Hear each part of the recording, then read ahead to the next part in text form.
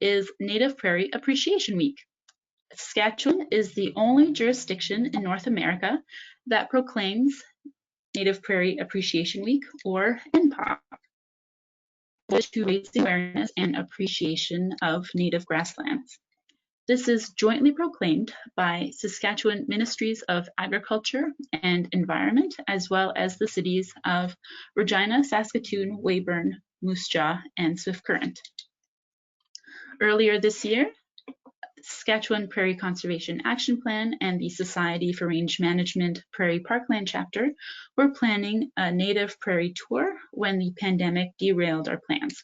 So we decided to have the elements of the tour available as webinars, including some training opportunities and presentations related to native prairie for a more general audience. So this afternoon's webinar is Into This World of Beauty by Candace Savage. And she will be talking about the big picture about prairie ecosystems and then discuss some of the neat creatures we have on the prairies. Now, just a few housekeeping items.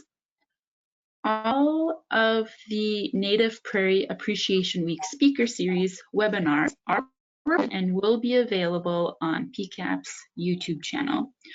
Just search YouTube for SKPCAP and you should find it. If you have any questions for Candace during the presentation, in the webinar pop-up, there is a place to type in questions, and I will moderate the questions at the end of the presentation. But feel free to type in your questions during the presentation as you think of them. There is one more webinar this week. Friday at noon will be about Prairie Plant ID by Amanda Muller from the University of Saskatchewan.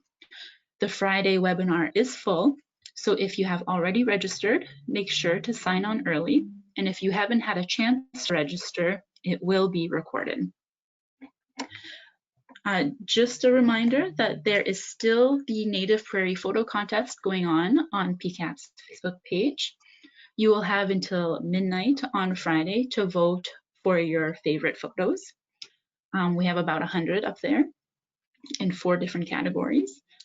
There's also a checklist on PCAP's website where you can find more information about experiencing Native Prairie. Next week, we go back to our regular Native Prairie speaker series on Monday, the 22nd, with a presentation by Dr. Ryan Brook about wild boar. There are a few spots left to register if you'd like to join us for that. I would like to take a moment to note that in-kind support for this webinar was provided by Candace Savage. We appreciate all the time and effort Candace has put in to helping us with NPAW this year.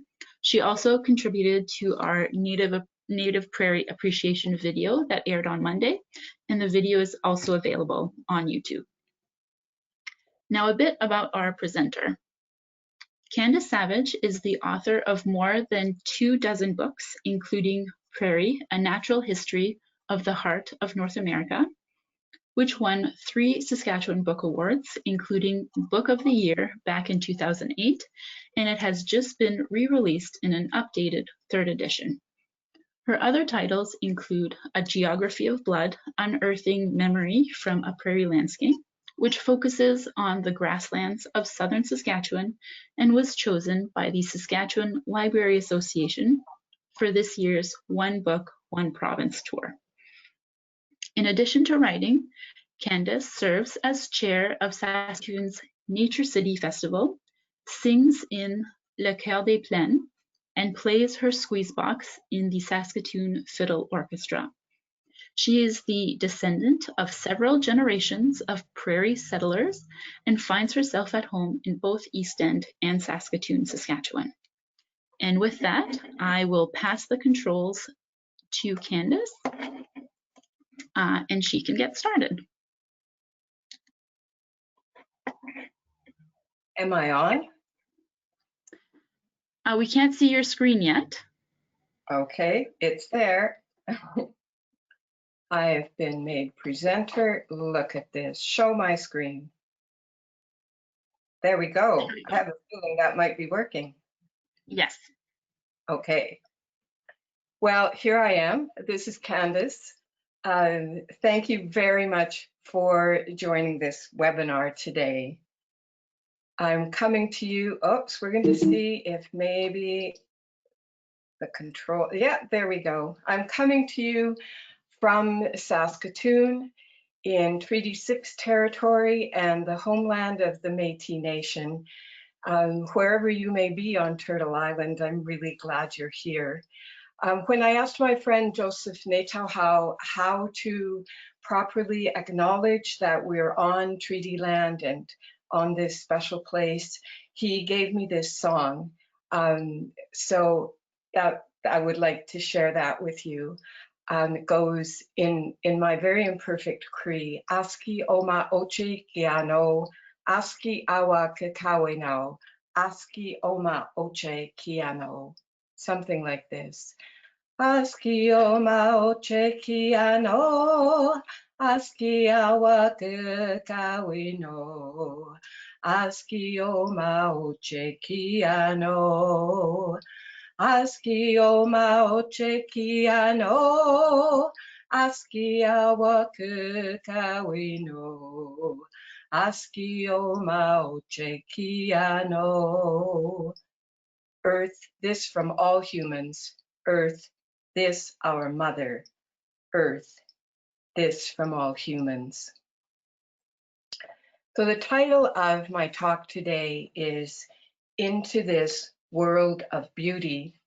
And it's come from a story that was told sometime in the 20th century by a woman who was known as Old Lady Horse or Spear Woman. She was a Kiowa woman, and by the time she was telling this story and it was written down, her people had been displaced to Oklahoma. And she was remembering the time when the people lived on the plains and when they lived with and through the buffalo, when the buffalo were the providers of everything that people needed, shelter, food, tools, and a spiritual connection, a ceremonial connection with the land and the seasons.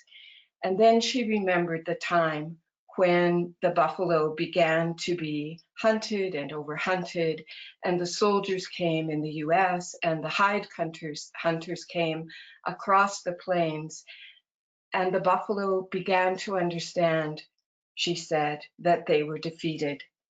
And so she remembered, she said that the buffalo gathered in a council to decide what to do. At this time, the Kiowa were camped on the north side of Mount Scott, Oklahoma, Old Lady Horse said. And early one morning, a young Kiowa woman looked up from their camp toward the mountain and saw the last bison herd appear like a spirit dream. As she watched, the face of the mountain opened and the bison walked inside into a world of plum blossoms and freshness where, Old Lady Horse said, the rivers ran clear, not red. Into this world of beauty, the buffalo walked, and the mountain closed behind them, and they were gone. So I think that story helps us to remember that our present relationship with the plains, with these beautiful grasslands, began really in catastrophe, in an ecological and humanitarian catastrophe. And the late Narcissus Blood once reminded me that the disappearance, the removal, the slaughter of the bison had caused a famine not only for the people of the plains, but for all the other creatures, the insects, the birds, the small scavengers, all the creatures who had depended on the bison for their survival and their well-being. He said that this was a famine that not enough of us are aware of. And certainly that famine was far from the minds of people like this. This is my great-grandmother, Lily Mae Homer. And it's my dad there on her lap, on on the right-hand side of that photo, and one of his cousins. And in 1912, she was on a train going from Cincinnati through Saskatchewan and looking out the window, and this is what she wrote. It's nice to see the farmers with their plows with 5 or 6 horses and cutting 7 or 8 furrows at a time. We saw the plows run by engines. They surely do cut a wide sweep. So for people like my ancestors, plowing up the prairie was a source of promise and progress and wealth and health. And you can see in this photo from just west of Saskatoon, between here and Harris somewhere, you can see in the background the crocuses. This obviously was taken in early spring, and the crocuses there blooming. And we know that those settlers, even as they were changing, transforming the prairie, were also falling in love with this place and with the creatures, the organisms that belong here and flourish here. And so we can imagine that there must have been a time when people looked around them and looked at the vanishing native grasslands, and they began to shout, "Stop! You know, enough is enough." We can imagine, surely that is what would have happened. But we know that that isn't really what happened. So here we are in Saskatchewan. I'm told my mouse will work. Look at that.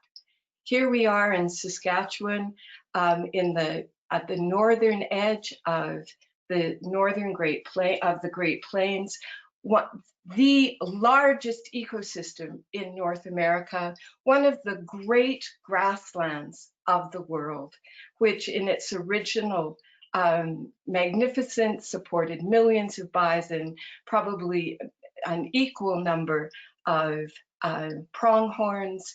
And we know when the settlers came here, still there was such an abundance of game birds and fish and fresh water and deep, rich soil, so much to care about and to conserve. But instead of reaching a point where enough was enough, we've continued to destroy and to degrade the Great Plains. So this map, the Plowprint Report for 2019 update, is the most recent version of a product from the World Wildlife Fund. For the last several years, they've been tracking the loss of grasslands, natural grasslands across the Great Plains. The brown color on this map shows us land that has been converted into annual cropland. The World Wildlife Fund this past year did a reassessment based on better data, and as a result of that, they were able to increase their estimate of the amount of intact habitat left in the Great Plains. They estimated it as at 7% of the Great Plains as a whole, and 4% of the northern Great Plains. So here's a close-up again, Saskatchewan, you know, easy to draw, hard to spell.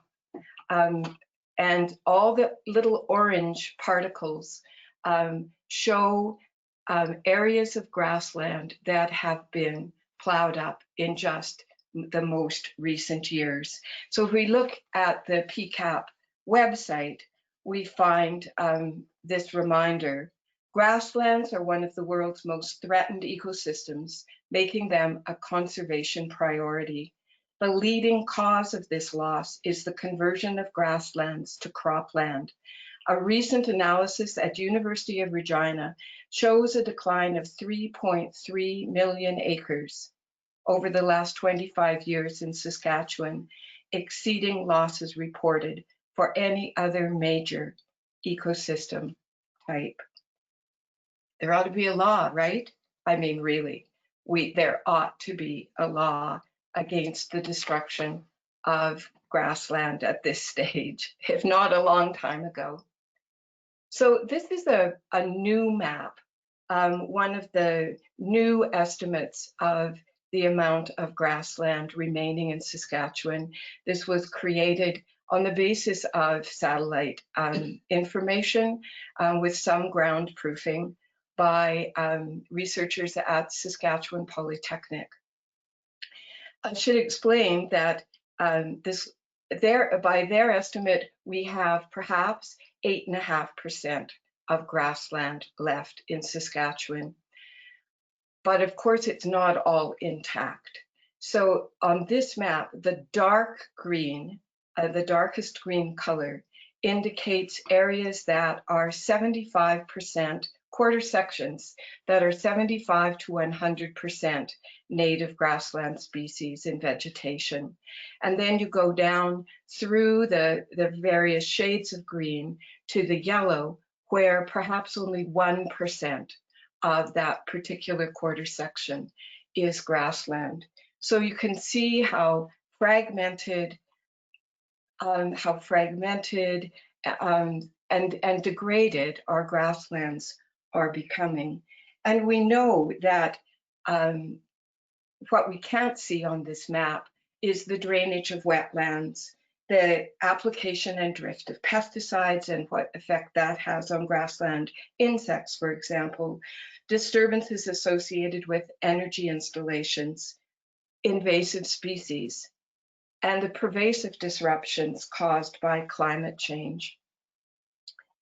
So, you know, it's not the best situation in the world, but it's worth remembering that we still do have this nucleus to build on. We have, and even fragments can support an amazing diversity of life. There's a small area around Saskatoon called the Northeast Swale, right in here somewhere, that even though it's very small and it's very compromised now and historically, it supports short-eared owls and loggerhead shrikes and leopard frogs and dozens and hundreds of crowfoot violets. So even these small areas are reservoirs and refuges for life.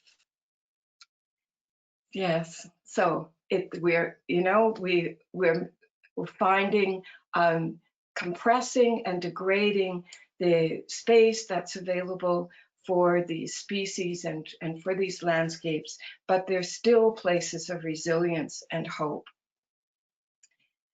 Now, to get a sense of what the consequences have been of these losses on the grasslands, I spent some time a couple of days ago looking through the latest results from the North American Breeding Bird Survey. And as I'm sure all of you know, this is a volunteer-driven but professionally managed survey that has been conducted with standardized routes and standardized effort since 1966. And it gives us the best idea we have, the best picture we have of what is happening to birds across the continent. And I have to tell you that looking through these maps is not for the faint of heart. I was actually in tears a couple of days ago after spending some time doing this. The red and the yellow that you can see in these tiny little pocket images here all indicate declines, significant declines in species. If we're creating a world in which house sparrows, declining across the continent, house sparrows, northern flickers, black-billed magpies, these incredibly adaptable species, if we're creating a world in which these species cannot thrive, well, we're in trouble.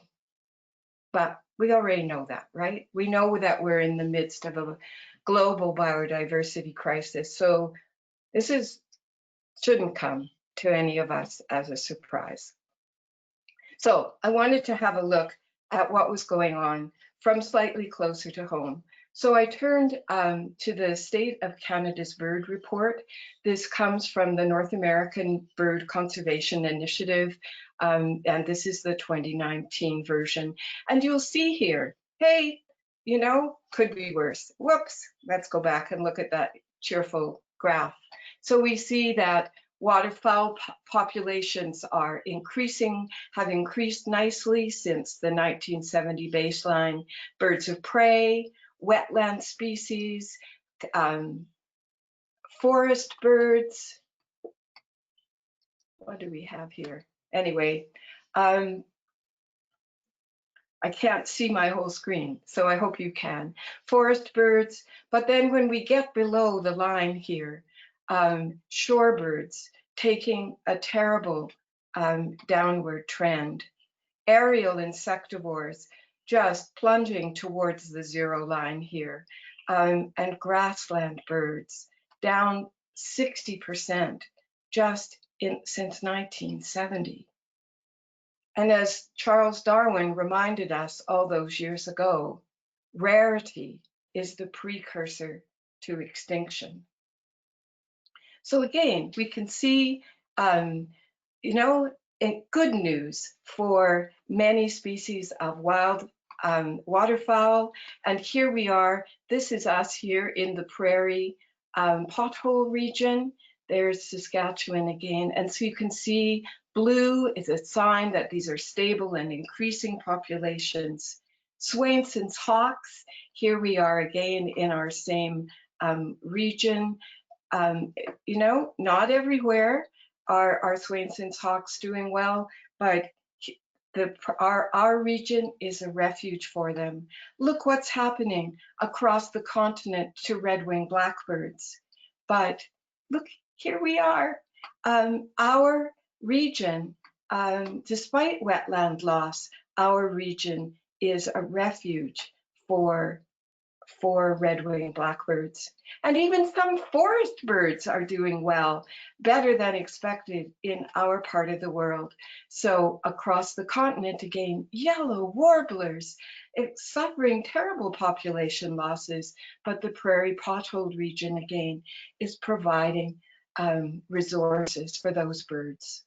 But when we start to look at the grassland specialists or birds that have a concentration of population in grasslands or in Western North America, then the trends are just not so encouraging. So here at the top is the results for Western kingbirds, terrible losses of chestnut-colored longspur and McCowan's longspur, brewer sparrows, Baird sparrows, Sprague's pipits, even the characteristic gulls of our region and of the West, Franklin's gulls, suffering significant declines. Now, it's just not a good day when you realize that Western meadowlarks are you know, amongst the birds that are suffering from lack of habitat on the plains. So as the State of Canadian Birds Report puts it, grassland birds are running out of time. And they've documented of grassland-dependent birds, 4 species increasing, 4 species stable, 8 species unknown, and 17 species decreasing. And surely it is completely intolerable to imagine that we are going to let this beauty simply fade away. So what are we going to do? What are we going to go on doing? And the good news is that there are lots and lots of things that we can do to protect and support native prairie and native prairie species. Exactly what we can do depends on who we are, what talents and resources and circumstances we bring to this challenge.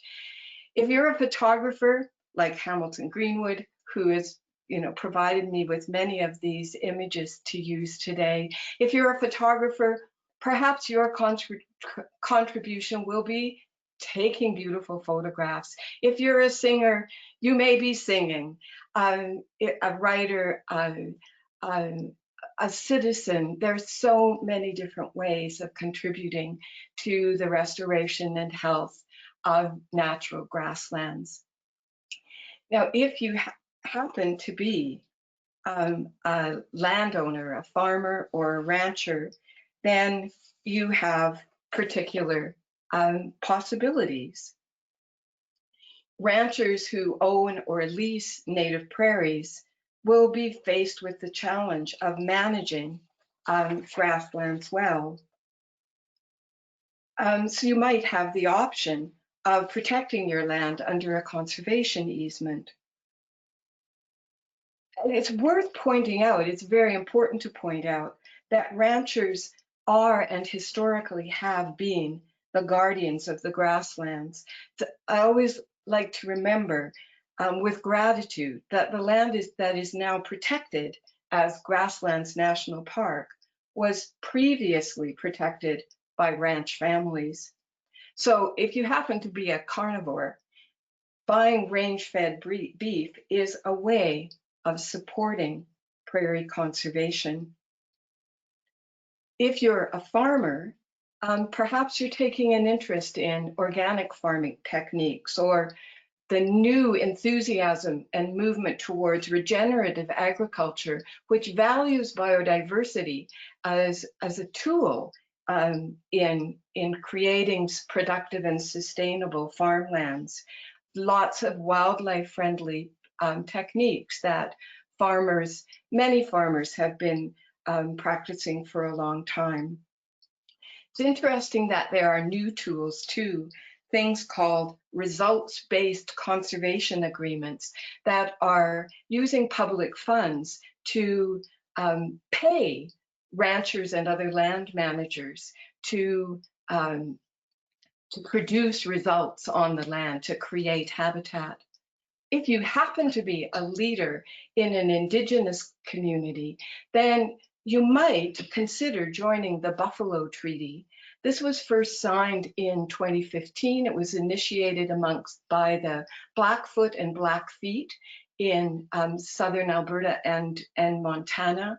In 2017, Mistawasses First Nation in Saskatchewan joined the Buffalo Treaty.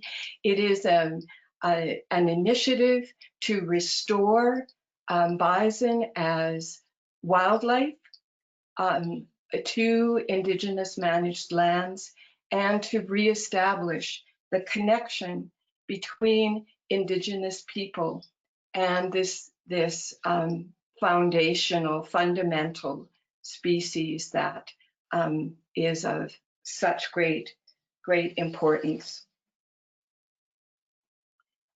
Now, on a smaller and more humble scale, if you happen to be an urban dweller like me, you can grow native plants in your garden. This may seem like the smallest possible response to the huge problems that we're facing, but and certainly having a yard full of native plants does not it's not going to create any habitat for bison or wolves or, what Winnie the Pooh might have called any of the fiercer animals. But it does create some habitat for the small organisms that make the world go round. So, these crocuses bloomed in our backyard last year and this year, and almost immediately there was a bee. So where did it come from, this beautiful little bee, and what resources would have been there at that time for it if we hadn't been growing these plants? So, if you grow it, they will come. Here is a hummingbird moth feeding on a giant hyssop in our backyard. You want a lesson in prairie resilience? Grow buffalo beans, grow snowdrops, those wonderful little anemones that are in bloom right now, grow giant hyssop. They're trying to take the world back, for sure. What else can you do? Learn, observe, and share. So many of you will know people in this picture. There's Rennie Grills, now working for Meewasin Valley Authority, and he is teaching people how to use iNaturalist. If you're not familiar with it, it's a very user-friendly online platform where you can make observations, use the hive mind to identify what you're seeing, and in the process, you are documenting the presence of species in places where they may not be known. And it's a very important tool for conservation. So we all have, even those of us who are not scientists, we all have the power to contribute to knowledge through these kinds of technology. For people who have a serious expertise, an interest in birds, becoming a volunteer with the Breeding Bird Survey would be a very important contribution to make. This is one of my favorite online tools, Pronghorn Crossing. Pronghorns, as you probably know, are amongst the fastest animals anywhere in the world. I guess that cheetahs could beat them in a foot race, and they're remembering, their bodies remember a time when there were saber-toothed tigers and other really speedy predators around this land. But what their bodies also remember is their traditional impulse to migrate. And so these animals move over hundreds of miles, winter to summer, summer to winter. And they continue to do this in the face of roads and fences that they are not adapted to jump over. They have to squiggle through somehow. And they continue to do this. So Pronghorn Crossing is a way that you can help the understanding of these migratory movements and how pronghorns are coping with the challenges of the present world by recording your observations of pronghorns. Another example, this species, of the intense desire of prairie species to go on surviving. So if we give them a chance, they're going to make it easy for us, a lot of these species. What else can you do? Support and join conservation organizations. There are lots of organization groups of people doing fabulous work to protect prairie in one way and another.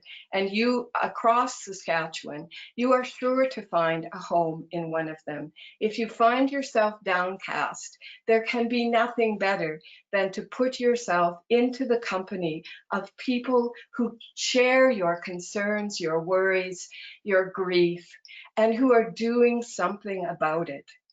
So you might want to join the Canadian Parks and Wilderness Society, Ducks Unlimited Canada, the Native Plants Society of Saskatchewan, Nature Saskatchewan, the Saskatchewan Wildlife Federation, if you're a professional, the Society for Range Management, the Ranchers Stewardship Alliance. You might want to support the cross-border efforts of the American Prairie Foundation, the local and regional, there are clubs and groups all across the province. And all of these groups need new people, they need energy, and they need funds. So, you know, it's supporting and belonging to and engaging with these organizations is so important and so heartening. The other important thing that we can all do is pipe up, find our voices, and speak from the heart about what we care about. Now, sometimes this might involve us in taking stands in controversial issues, and definitely that can be uncomfortable, but it's important. But sometimes all we have to do is join the cheering section. So we have a federal government commitments right now for to really address climate change. They have made a commitment to conserve 25% of Canada's land and ocean by 2025 and 30% by 2030. This is a hugely ambitious and hopeful goal. They've made a commitment to reduce carbon emissions to mitigate the climate change situation by 30 million tons by relying on nature-based solutions. And grasslands can be a big part of that, because so much of the vitality and life of a grassland is actually under the ground. Those extensive, dense networks of roots that the prairie plants develop, they're so solid that people, the settlers here, used the prairie sod for building shelters, as we all know. But that's all carbon, and permanent grasslands, natural grasslands, sequester a huge amount of carbon. So there is a really a great potential for nature-based climate solutions on the prairies, and for the development of techniques like carbon offset markets that would pay people for retaining and conserving grasslands. So we know we've all had this urgent reminder lately that conserving the health, promoting the health of the natural world is the basis for our own health and our own wealth. So many arrows are converging on conservation right now. We know it's important for reconciliation. It's important for sustainable economic progress or well-being. It's important for our own health. It's important as a response for the biodiversity crisis. And so, you know, that can be a burdensome realization.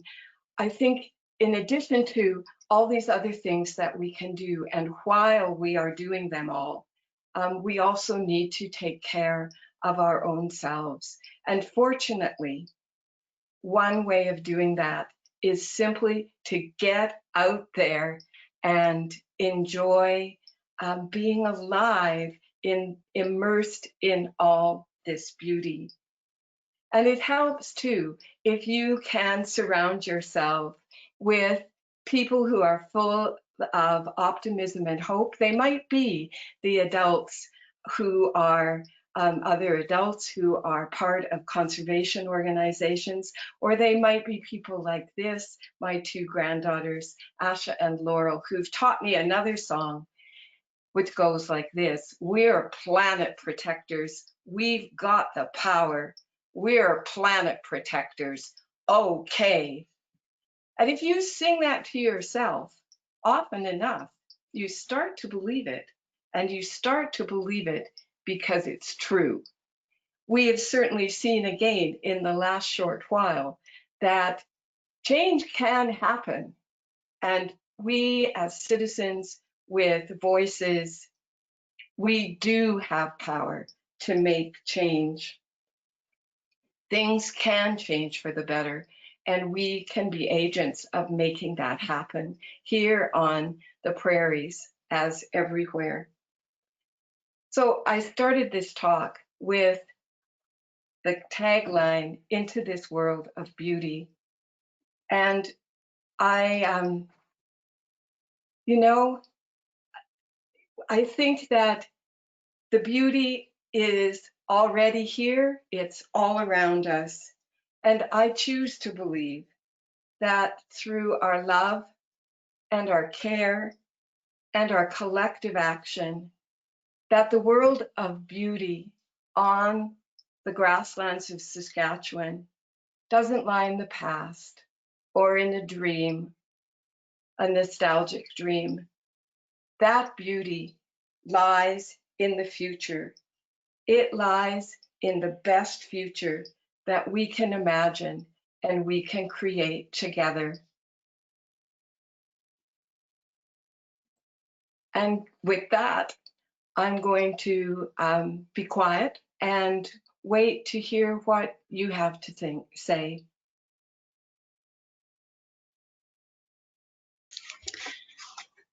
That was a really great presentation, a nice overview of the state of native prairie and what everyone can do to help. So thank you so much, Candace, for taking the time to give a presentation today. And now we have a few minutes for questions. The first one is from Ken Wilson. Where are you getting seeds? We have a prairie garden in Regina, but very difficult to keep crocuses, buffalo bean, three-flowered avens, perhaps because of shade? Thanks, Candace. Right. Yes, for many of us especially in the older parts of prairie cities, we have a problem with shade. And so sometimes we have to create forest floors rather than real prairie, than having the prairie species flourish. Are you aware of Blazing Star Wildflower Seed Company? It's run by Lisa and Rennie Grills. It's a family business through a couple of generations now, and they provide seeds. They have a website, so you can easily find them. They also have a small stock of bedding plants, plugs, which I have to admit we have indulged in, not being patient enough to grow them ourselves. Their Prairie Originals in Manitoba is another great source of prairie plants. ACLA in Calgary, ALCLA, I believe that's right. They produce very wonderful, deeply rooted bedding plants without buses. It's a little hard to get a hold of these things from far away, but those are some sources that we've used with success. Thank you. Another question from Stephen Allen. You speak of individual action, but what are some of the systemic conditions that continue to cause concerns to our prairie habitat? Systemic conditions. Drainage of wetlands is a big issue. And I know that recently there has been proposals to do a significant drainage project in southeastern Saskatchewan. I was just learning a little bit more about that yesterday evening, actually, and I gather that it has been, those plans have slowed down because people have to come together in networks. So they're not just draining land onto the next family's property, and finding unanimity amongst those networks is taking time. But the drainage of wetlands overall is a very great problem. I think, another obvious problem is just the fact that we do not have a law against destroying native prairie. I find this incredible that at this state in our losses, looking at the extent of the loss of habitat, that it must simply become illegal to destroy or further fragment native prairie. In my particular area, I can see that urbanization is also, it's a powerful impact. So those are some of the big factors in the loss of and degradation of prairie. Of course, there's invasive plants too,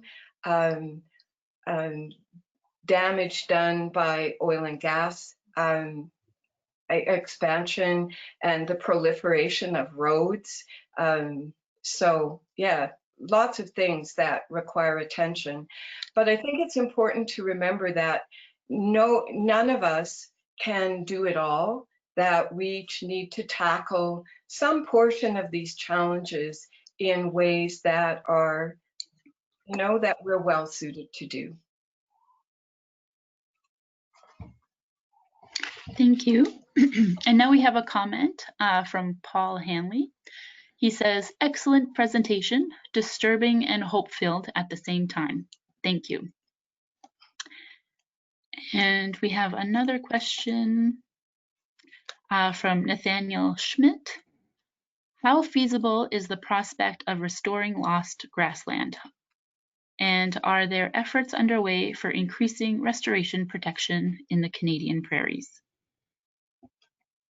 How feasible is it? I think it's absolutely feasible. To my enormous surprise, I'm realizing that I didn't mention in the list of organizations that deserve our support, I didn't mention the Nature Conservancy of Canada, which, with as far as its means allow, it is acquiring natural grassland and also doing restoration. One of the big visions for prairie restoration has been put forward by the American Prairie Foundation, which, starting from a nucleus of grasslands along the Missouri River, is acquiring land and restoring bison as wildlife. And they have a vision that there could be connections to, say, Grasslands National Park. So, you know, these species, it's not completely simple to restore grasslands, and we can't bring back to things with their full complement of species. But yeah, there's a lot that can be done with restoration. It's a matter of vision and money.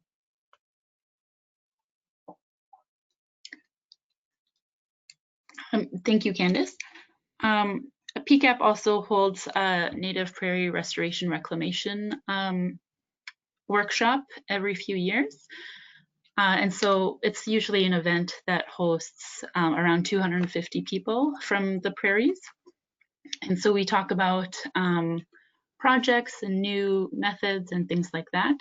And so, as Candace said, it's definitely a matter of the funds available, but there are programs depending on where the grasslands are that could help supplement the cost of seed and things like that.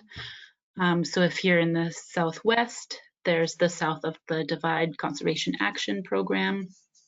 If your grasslands are somewhere near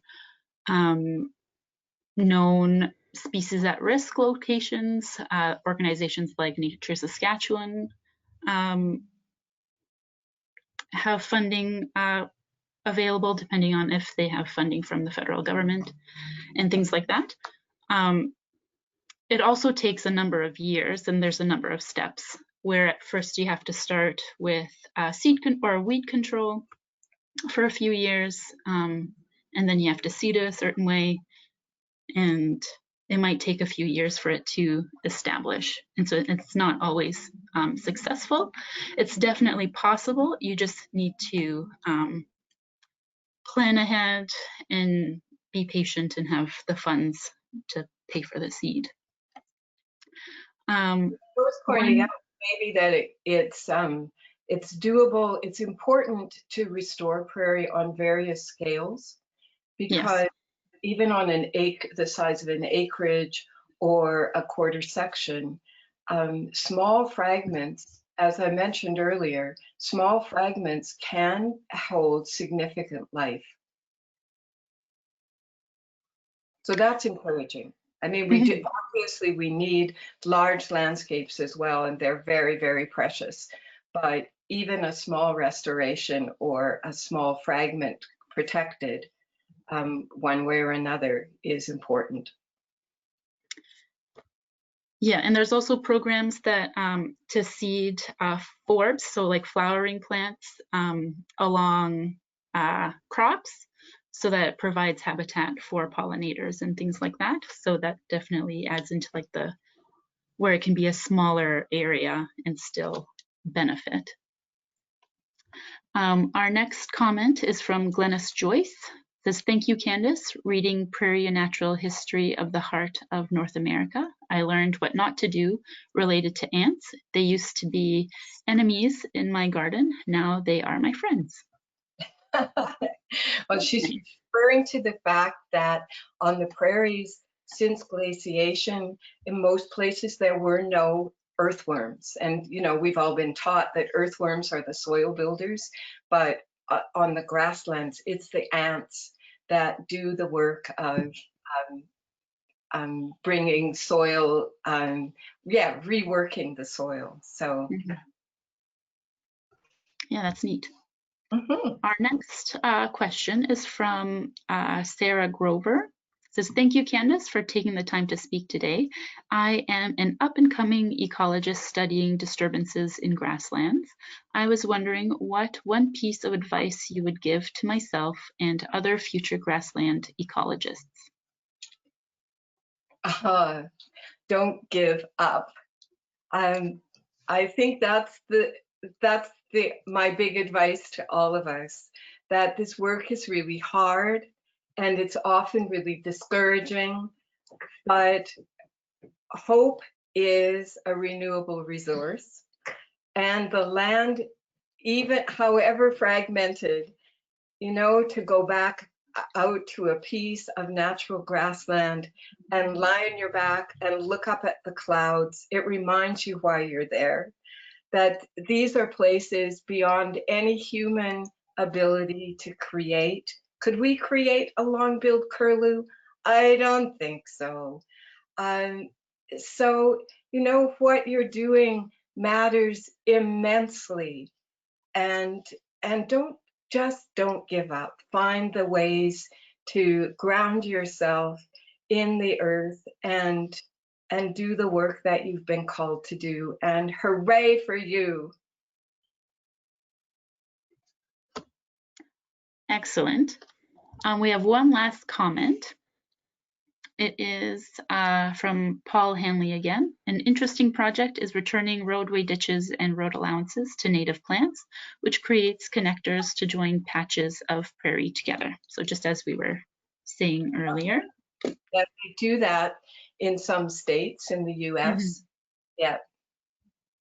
And so it's really beautiful and full of butterflies and bees. And yeah, I mean, habitat can exist on so many different scales and still be meaningful. Well, as there's no more questions, thank you, Candace, for providing in-kind support for NPAW by preparing and delivering a presentation today. There will be a short survey once the webinar is over. Please fill them out to help with our granting reports, and they will also help us improve future PCAP and NPAW events. Thank you for attending this webinar. We hope that you'll join us again for our last NPAW webinar tomorrow. And with that, enjoy Native Prairie Appreciation Week and have a good rest of your day.